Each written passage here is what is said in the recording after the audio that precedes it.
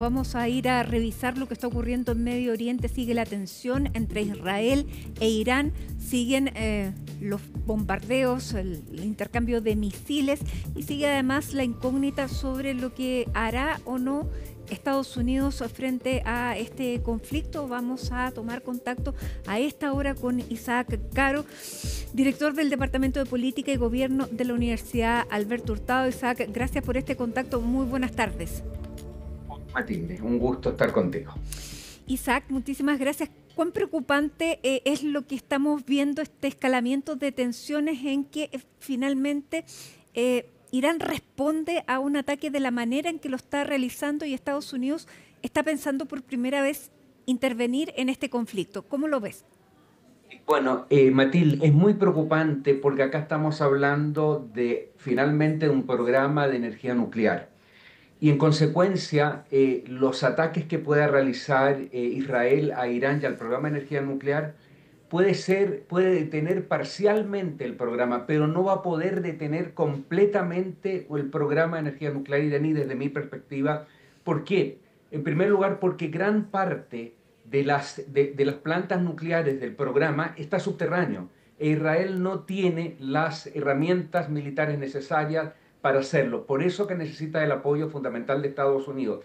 Y en segundo lugar, porque aunque se haya asesinado a científicos y a la cúpula militar, el conocimiento está en Irán. Por lo tanto, ahí yo veo varias dificultades.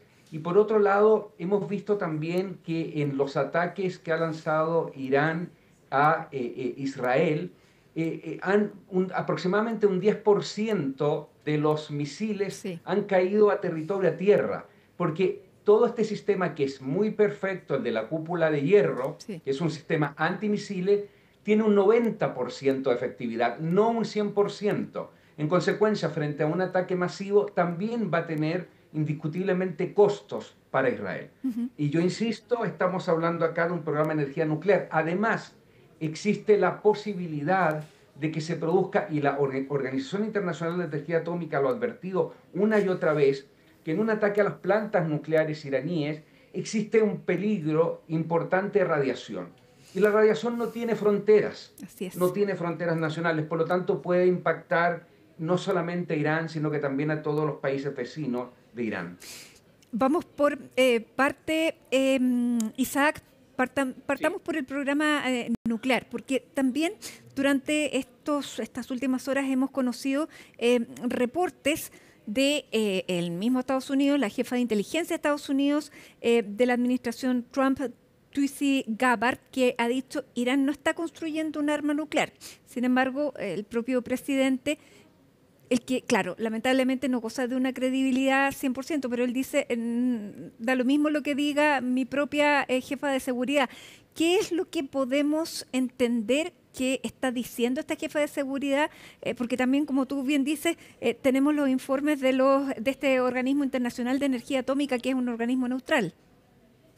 Tilde, mira, bueno, lo de Trump ya lo hemos visto en el caso de los aranceles. Cambia su discurso absolutamente a cada rato, por lo tanto hay una incertidumbre en lo que pueda ocurrir.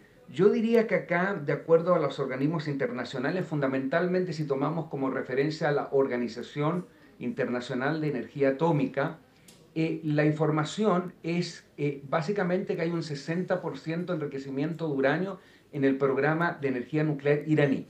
¿Qué significa esto? Esto significa que está un 30% para la obtención de armas nucleares. Se necesita un 90% de enriquecimiento. Ahora, yo no sé si me gustaría también, Matilde, decir un poco cuál es el origen, en parte también, de este conflicto. Ujú. En gran medida, ya aquí hubo el año 2015, y hay que recordarlo, un acuerdo que se conoció, el acuerdo 5+1 con Irán. Así es. Ese acuerdo del 2015 fue firmado por los 5 países miembros permanentes del Consejo de Seguridad de las Naciones Unidas, más Alemania, con Irán. ¿Y qué es lo que establecía fundamentalmente? Establecía levantar las sanciones económicas que la Unión Europea y Estados Unidos tenían contra Irán por su programa de energía nuclear. ¿A cambio de qué? A cambio de inspecciones de la justamente Organización Internacional de Energía Atómica y salvaguardias internacionales para controlar el programa de energía nuclear. Sin embargo, cuando asume Trump, Trump se sale del acuerdo. Y al salirse del acuerdo de manera absolutamente unilateral, se empieza a descontrolar el programa de energía nuclear iraní. Entonces también ahí hay un origen importante que verlo para entender también este conflicto. Dicho eso, Sí. claro, entonces deja en una situación de que Irán no tiene ningún control, puede desarrollar este programa, por lo tanto también debiera Trump sentir una cierta responsabilidad. Bueno, sabemos que no son esos los parámetros, pero eventualmente si Israel quisiera, tú bien lo dijiste, no tiene Israel la capacidad como para destruir estas centrales nucleares, solamente lo puede hacer con Estados Unidos. Sin embargo, ahí se está corriendo un riesgo, se correría un riesgo grande, pero lo segundo es si Estados Unidos efectivamente va a entrar directamente en este conflicto, porque dentro de los mismos republicanos hay una fuerte resistencia a que Estados Unidos se inmiscuye en un nuevo conflicto internacional, porque no ha salido prácticamente bien parado de ninguno. Tú lo has dicho, Matilde, tal cual, absolutamente es así. Sin embargo, a pesar de la oposición que pueda tener de algunos, incluso sectores del propio Partido Republicano, y como lo sabemos en otros conflictos, en otras decisiones, finalmente quien va a tomar la decisión va a ser el propio Trump. Entonces, en ese sentido, la posición que él tenga va a ser de suyo importante. Recordemos, tal vez también hay un antecedente. Cuando él estaba por terminar el gobierno, el primer periodo, existió la información de que Trump había ordenado atacar a Irán y que fueron los propios sectores de las Fuerzas Armadas de Estados Unidos quienes le impidieron Sí. atacar. Entonces, esto significa que probablemente hay una intención de Trump, propiamente tal, más que del gobierno de Trump, de la persona de Trump, ya de también realizar un ataque en contra de Irán. Es algo que yo no descartaría por completo y que, como tú lo dices en la pregunta, me parece que esto podría llevar a una escalada mayor, puesto que se podrían atacar en gran medida bases militares que Estados Unidos tiene, que son de gran importancia en diferentes sectores del Medio Oriente, pero también podría llevar, y eso es tal vez lo más grave, reaccionar, tomar alguna reacción a otros países que tienen armas nucleares. Acá, de nuevo, yo insisto, acá la peligrosidad es que estamos hablando de un tema nuclear, donde el tema fundamental de la disuasión nuclear debe ser fundamental, y creo que en gran medida esto tiene que solucionarse a partir de negociaciones, a partir de mediaciones, a partir de presiones, a partir de medidas multilaterales, porque creo que va a ser muy difícil que Israel pueda detener por completo el programa de energía nuclear iraní. Lo podrá ralentizar, pero no detener por completo, es mi percepción. Ahora, las conversaciones se estaban llevando a cabo entre Irán y Sí, Estados Unidos. absolutamente. Sin embargo, Exacto. lo que cambia es precisamente este ataque que hace Israel, viendo que probablemente la posición de Irán el día de hoy no es lo fuerte que estaba antes, sobre todo porque estos países que están alrededor, que son los proxy, los llamados proxy, están en una situación bastante desmedrada. Vio una posibilidad. Sin embargo, es una posibilidad bastante riesgosa. Y en ese aspecto uno puede entender que si Estados Unidos o Donald Trump también ve alguna posibilidad, como buen especulador, se suba al carro de Benjamín Netanyahu. ¿Qué puede estar pensando ahí? Es especular, pero ayúdame a entender. Mira, es difícil, yo creo, o sea, es difícil entenderlo porque recuerda tú lo siguiente, Matilde. Cuando Trump en la campaña presidencial, Trump habló que iba a acabar con las guerras y habló incluso que en el conflicto entre Rusia y Ucrania se iba a terminar en 24 horas. Claro. Sin embargo, hoy día vemos en el caso de Ucrania y Rusia que hay una profundización del conflicto, incluso mucho mayor que cuando estaba el gobierno de Biden. todo lo que implicó el cese al fuego, el acuerdo que se da entre Israel, el gobierno de Netanyahu y Hamas, es un acuerdo que finalmente se rompió y hoy en día tenemos otro conflicto importante en Gaza. A ese conflicto se suma el conflicto entre Irán e Israel. En consecuencia, es muy difícil o sea, lo que yo diría acá, que en gran medida lo que busca Trump, me parece a mí, fundamentalmente, es tratar de mantener el poder, el control, tratar de promover que todos los otros quieran negociar con él. Lo vimos muy claramente en el tema de los aranceles, que cambió los porcentajes en varias oportunidades. Acá estamos hablando no de aranceles, estamos hablando de una guerra que prácticamente ya es abierta. Sí. Por lo tanto, me resulta difícil poder pensar, pero yo tengo la impresión que Trump en particular tendría ciertas intenciones de intervenir directamente en el conflicto. Pero se vio empujado por Benjamín Netanyahu, que es el que realiza la acción inicial. Así es. Digamos. Bueno, ahí en la pregunta hay algo. O sea, acá se podría haber, desde mi punto de vista al menos, se podría haber esperado la ronda de negociaciones que justamente había comenzado Estados Unidos e Irán. El día domingo se iba a celebrar la sexta ronda de negociaciones entre ambos países. Pero esas negociaciones no estaban convenciendo al gobierno israelí. No. O sea, nunca...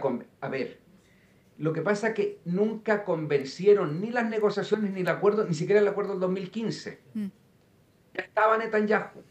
Netanyahu, por razones diferentes que, en fin, personales, nacionales, en fin, siempre estuvo en contra del acuerdo 5+1 que se firmó con Irán, un acuerdo que fue muy promovido y muy apoyado por la Unión Europea, el gobierno de Netanyahu o sea,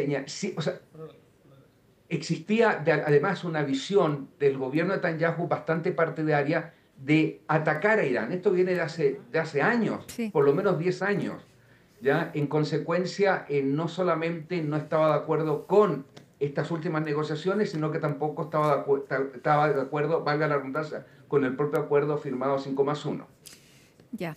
Y eso es lo que nos tiene en esta posición en este momento, una posición de incertidumbre, donde consultado Donald Trump ha dicho que nadie sabe lo que estoy pensando ni lo que voy a decidir. Por lo tanto, seguimos en este misterio más absoluto, mientras, como tú bien decías, es la población la que está pagando los costos.